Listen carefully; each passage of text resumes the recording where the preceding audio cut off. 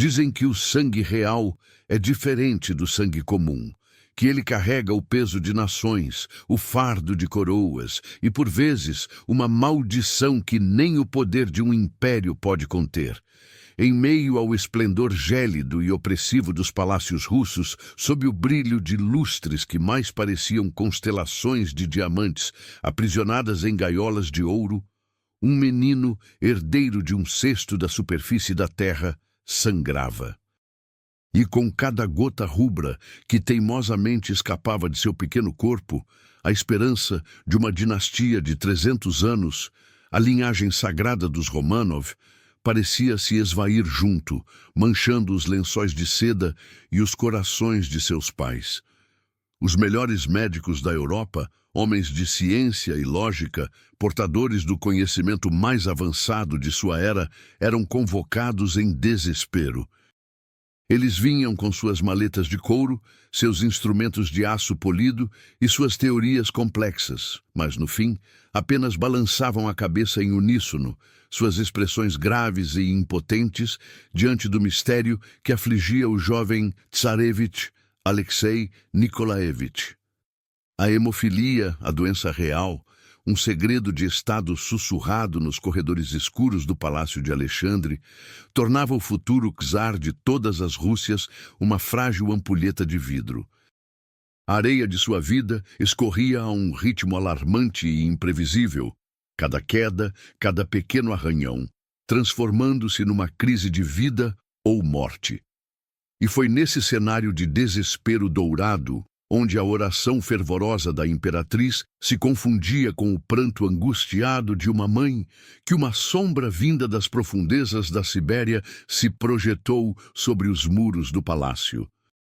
Uma figura que parecia ter sido esculpida da própria terra russa, um homem de olhos que pareciam conter a vastidão infinita das estepes e a profundidade de um céu noturno sem estrelas. Olhos que não apenas viam, mas penetravam. Um homem cujas mãos, supostamente sujas da terra de sua aldeia e dos pecados de uma vida desregrada, prometiam o que a ciência, a riqueza e a nobreza não podiam entregar. Um milagre. Mas o que realmente aconteceu naqueles aposentos silenciosos e sagrados, onde o cheiro pesado de incenso se misturava ao odor metálico de sangue e ao cheiro estéril de antissépticos? Foi a intervenção divina de um santo, um homem de Deus tocado pelo Espírito Santo? Ou foi a manipulação calculada de um mestre da mente, um hipnotizador nato que compreendia instintivamente os segredos da psique humana? Foi um toque sagrado ou o poder sombrio e irresistivelmente persuasivo da sugestão, uma força tão antiga quanto a própria humanidade, capaz de comandar a carne e o sangue através da palavra sussurrada, do olhar fixo, da presença inabalável? A história nos deu um nome, mas a verdade permanece um enigma envolto em mistério. Vivemos hoje numa era de certezas fabricadas, de respostas instantâneas na ponta dos nossos dedos. Navegamos pela vida com a confiança arrogante de quem possui um mapa para todos os territórios da existência. Confiamos em algoritmos que preveem nossos desejos, em diagnósticos impressos que categorizam nosso sofrimento, em pílulas coloridas que prometem apagar a dor, a ansiedade e a insônia. Nossa fé, outrora depositada em divindades invisíveis e rituais arcanos, foi metodicamente transferida dos céus para os laboratórios assépticos. E, no entanto, apesar de todo esse progresso, o sofrimento humano persiste, talvez mais agudo e mais confuso do que nunca, assumindo novas e complexas formas que desafiam nossas classificações. A ansiedade crônica nos acorrenta a um futuro que ainda não existe, forçando-nos a viver 1000 catástrofes imaginárias. A depressão nos afoga no passado, transformando memórias em âncoras que nos impedem de navegar para novas águas.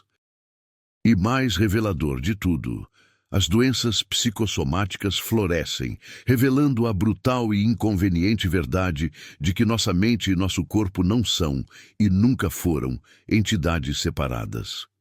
Eles são um campo de batalha único e interligado, onde cada pensamento de medo, cada emoção de raiva não processada, pode se traduzir em uma dor física real, um nó no estômago, uma enxaqueca latejante, uma tensão nos ombros, uma fadiga avassaladora que nenhum descanso parece curar.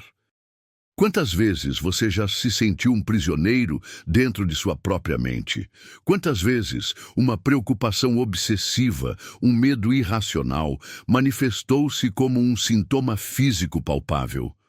Nossa sociedade moderna, com sua mentalidade mecanicista, nos ensina a descartar essas experiências como coisa da sua cabeça, uma falha de software em nossa máquina biológica, um erro a ser corrigido.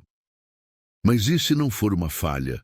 E se for uma linguagem, uma comunicação arcaica e primordial entre a consciência e as células, uma linguagem que esquecemos como interpretar, surdos que ficamos pelo barulho do mundo exterior? Assim como os médicos do Kizar, com todo o seu conhecimento anatômico e farmacêutico, eram impotentes diante do sangue que se recusava a coagular, nós, com toda a nossa tecnologia e informação, nos vemos paralisados diante de um sofrimento que não pode ser medido, pesado ou extraído cirurgicamente. Buscamos a cura em frascos e prescrições, em terapias que apenas arranham a superfície, enquanto ignoramos o poder incomensurável, quase aterrorizante, que reside no teatro de nossa própria mente. O poder que um camponês siberiano, analfabeto, sujo e imensamente controverso, parecia compreender e manejar com uma clareza e uma confiança assustadoras. O enigma da cura de Alexei Romanov não é, portanto, apenas um mistério histórico para ser debatido por acadêmicos. É um espelho. Um espelho polido que reflete nossa própria condição, nossa busca incessante por alívio em um mundo que nos ensinou a desconfiar de tudo o que não pode ser explicado por um gráfico, uma equação ou um estudo duplo cego. Escondida nas dobras da vasta e mística alma russa, longe dos dogmas rígidos e das liturgias formais, das grandes catedrais e dos patriarcas de barba branca, florescia uma tradição de busca espiritual que era ao mesmo tempo mais antiga, mais pessoal e quase selvagem. Era a jornada do Starets, o ancião santo, uma figura que não se formava em seminários ou universidades teológicas. Seu caminho era percorrido em peregrinações solitárias, a pé, por milhares de quilômetros de florestas impenetráveis, estepes varridas pelo vento e tundras congeladas. Sua sabedoria não era adquirida em livros, mas na fome que aguça a alma, no frio que purifica o corpo, no silêncio que abre os ouvidos para a voz de Deus e, mais crucialmente de tudo, na corajosa descida ao abismo de si mesmos. A filosofia que emergia dessas provações extremas não era uma teologia sistemática e polida, era um conhecimento visceral, obscuro para a mente lógica, mas claro como água de nascente para o coração desesperado. Uma dessas lições, talvez a mais fundamental e a mais incompreendida, é a de que a separação é a maior de todas as ilusões. A mente não está separada do corpo. O homem não está separado de Deus. O espírito não está separado da matéria. A fé não está separada do resultado físico. Para o místico, a palavra proferida com intenção absoluta e fé inabalável não é apenas uma vibração no ar. É uma força criadora, um bisturi etéreo capaz de intervir na realidade material e reorganizá-la. A oração, nesse contexto, não era um pedido humilde, enviado a uma divindade distante e caprichosa.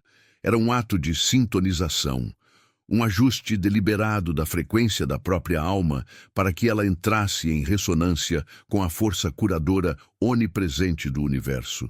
A mesma força que faz a flor desabrochar e as estrelas permanecerem em seus cursos. Outro pilar desse pensamento, ainda mais perturbador para a moralidade convencional, é o conceito de que o pecado e a santidade não são forças opostas em uma guerra eterna, mas parceiros numa dança cósmica complexa. A ideia chocante e perigosa, sussurrada em seitas heréticas como a dos Cliste, era de que a consciência profunda e visceral do próprio pecado, a imersão total e sem medo na própria escuridão, poderia ser o catalisador para uma redenção mais poderosa e autêntica. É preciso pecar para ter do que se arrepender. Um aforismo perigoso atribuído a certas seitas e, por associação, ao próprio Rasputin, aponta para uma verdade psicológica profunda que a psicologia moderna levaria um século para redescobrir. A negação da sombra apenas a fortalece, dando-lhe poder sobre nós nos porões escuros do inconsciente. Ao confrontar o abismo interior, ao aceitar a própria capacidade para a transgressão, a luxúria e a violência, uma pessoa poderia alcançar um estado de humildade tão radical e tão completo que se tornaria um canal oco, um bambu vazio, através do qual a graça divina poderia fluir sem impedimentos. A cura, portanto, não vinha de um lugar de pureza imaculada e ingênua, mas de um conhecimento íntimo e experiencial da imperfeição humana. Era preciso ter descido ao inferno pessoal para ganhar a autoridade e a compaixão necessárias para guiar outros para fora de seus próprios infernos. Esse poder, manifestado, não era gentil ou reconfortante. Ele era magnético, perturbador, quase violento em sua intensidade. Os olhos dos starets não ofereciam um conforto superficial. Eles despiam a alma, refletindo de volta para a pessoa não a imagem que ela projetava para o mundo, mas quem ela realmente era em sua essência nua, com todas as suas feridas abertas, seus medos mais vergonhosos e seus desejos mais ocultos. Nesse estado de total vulnerabilidade psicológica, despido de todas as máscaras sociais e das complexas defesas do ego, o indivíduo tornava-se extraordinariamente receptivo, como argila mole nas mãos do oleiro. A sugestão não era mais uma mera ideia a ser considerada. Tornava-se um decreto, uma ordem que contornava o guardião crítico da mente consciente.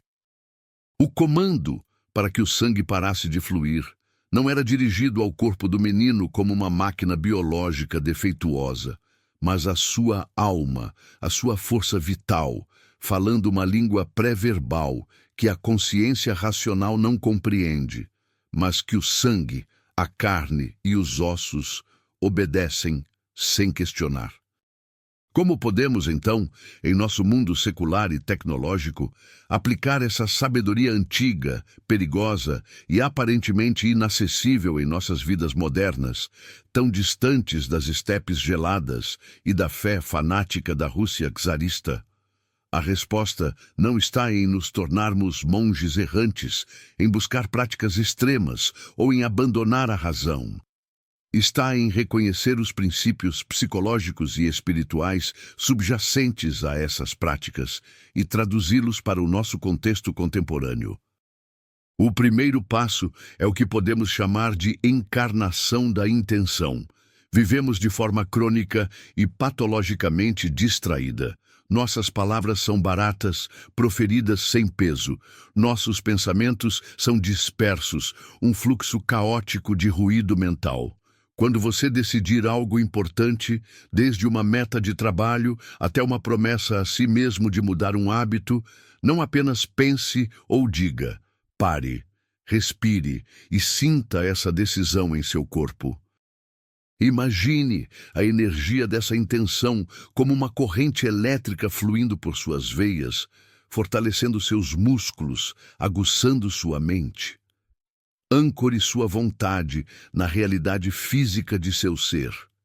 Antes de uma reunião importante ou de uma conversa difícil, por exemplo, não ensaie apenas as palavras que vai dizer. Sinta a calma, a autoridade e a confiança que você deseja projetar como uma sensação física tangível. Talvez um calor no centro do peito ou uma sensação de peso e solidez em seus pés, conectando-o ao chão. Este é o primeiro e mais crucial passo para transformar a palavra, o logos, de um som abstrato e impotente em uma força causal em sua vida. Este é um princípio que a hipnose moderna entende perfeitamente como a base de toda sugestão eficaz. A congruência total entre pensamento, sentimento e expressão. O segundo passo, e talvez o mais desafiador em nossa cultura de positividade tóxica, é a descida consciente e deliberada ao próprio abismo. Nossa sociedade nos ensina a buscar a felicidade como um estado permanente, a suprimir a negatividade a qualquer custo, a medicar a tristeza e a temer a raiva. A lição obscura do místico siberiano nos convida ao caminho radicalmente oposto. Reserve um tempo, não para se distrair com entretenimento ou redes sociais, mas para se sentar em silêncio e confrontar honestamente seus demônios, seus medos irracionais, sua inveja corrosiva, seus ressentimentos amargos, suas fantasias sombrias. O que a psicologia junguiana chama de a sombra. O objetivo não é se afogar nesse pântano, mas observá-lo sem julgamento, com a curiosidade desapegada de um cientista observando uma cultura de bactérias ao microscópio. Reconheça essas partes de você. Dê-lhes um nome. Converse com elas. Entenda suas origens, suas necessidades não atendidas. Este ato de aceitação radical e de diálogo interno desarma a sombra. Ela deixa de ser um mestre oculto que sabota suas ações e decisões a partir do inconsciente e se torna uma fonte de informação valiosa, um mapa que aponta para as suas feridas mais profundas e para o seu potencial não realizado. Ao fazer isso repetidamente, você desenvolve uma autoconsciência tão brutalmente honesta que a autoilusão se torna quase impossível. E é nesse solo fértil de honestidade radical que uma autoconfiança autêntica e inabalável pode finalmente crescer. Você não precisa mais desperdiçar energia fingindo ser perfeito. Sua força virá precisamente do conhecimento profundo e da integração de suas imperfeições.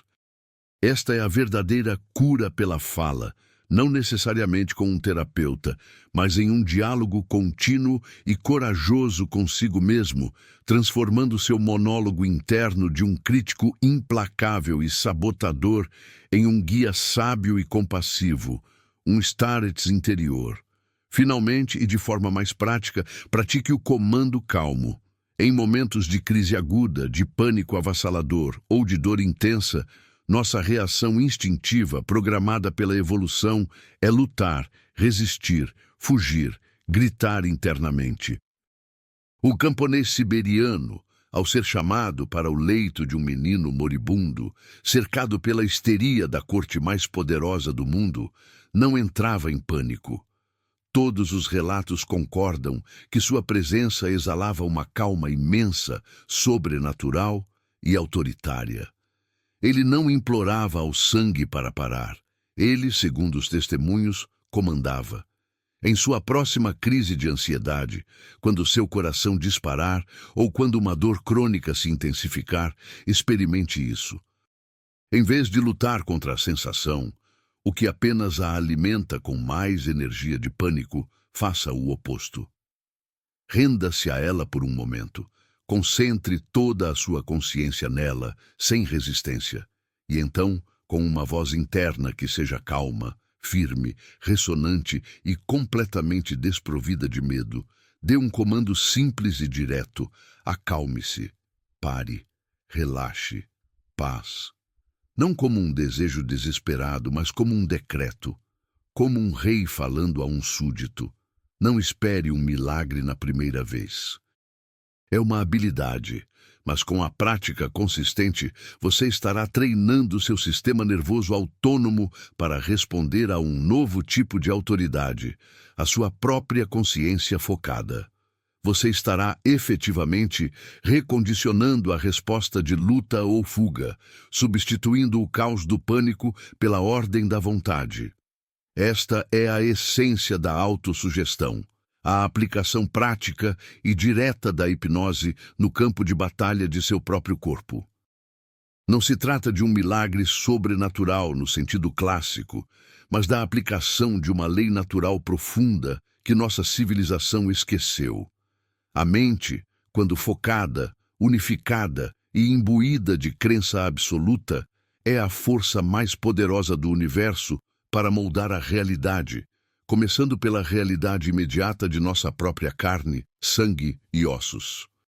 Então, o que realmente aconteceu naquele quarto perfumado de incenso e medo há mais de um século foi a hipnose, uma técnica de sugestão profunda que acalmou o sistema nervoso aterrorizado do menino, que reduziu sua pressão arterial, que talvez até tenha induzido uma alteração na viscosidade de seu sangue, permitindo que os lentos e deficientes mecanismos de coagulação de seu corpo finalmente fizessem seu trabalho. As evidências científicas modernas sobre o poder da mente sobre o corpo certamente apontam nessa direção. Ou foi um milagre, um ato de intercessão divina canalizado através de um homem que, por algum motivo insondável, seja por sua fé, por sua linhagem ou por sua estranha constituição psicológica, tinha uma linha direta com as forças primordiais que governam a vida e a morte? Talvez a pergunta em si esteja errada. Talvez estejamos tentando impor uma falsa dicotomia, uma escolha binária entre a ciência e o espírito, que simplesmente não existe na realidade fundamental das coisas. E se a hipnose, a sugestão, a fé e o milagre forem apenas nomes diferentes, em linguagens diferentes, para descrever o mesmo fenômeno?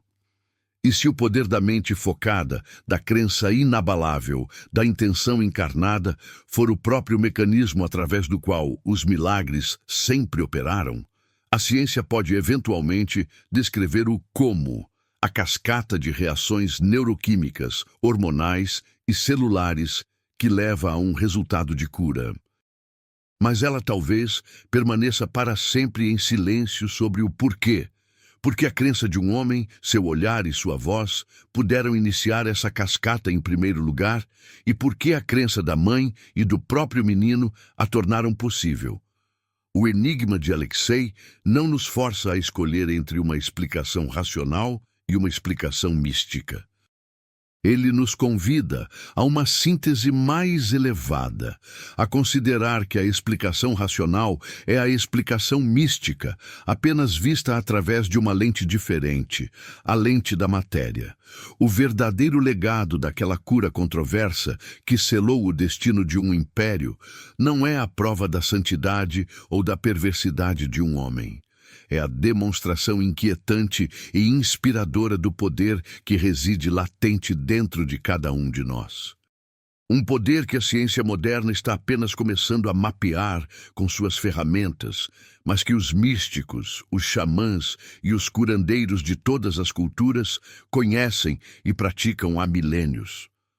O poder de comandar o próprio sangue, de dialogar com as próprias células, de reescrever a própria biologia através da força soberana da convicção. Se você, como nós, acredita que a história é mais do que um conjunto de fatos empoeirados, mas sim um mapa vivo para os mistérios da alma humana e para o potencial inexplorado da mente, então inscreva-se no nosso canal. Mergulhe conosco nas sombras da história, não para se perder nelas, mas para encontrar a luz do autoconhecimento. E agora queremos ouvir você. Conte-nos nos comentários. Qual é o poder que você sente residir dentro de si, mas que ainda não consegue explicar ou controlar? Você já testemunhou ou vivenciou uma cura, pequena ou grande, que desafiou a lógica convencional? Qual é a sua teoria sobre o que realmente aconteceu entre o monge siberiano e o menino herdeiro do trono russo? Compartilhe suas histórias, suas teorias, seus próprios enigmas. Juntos, neste espaço, vamos explorar as verdades profundas que se escondem por trás das lendas e dos mitos, e talvez, no processo, aprender a realizar nossos próprios pequenos milagres.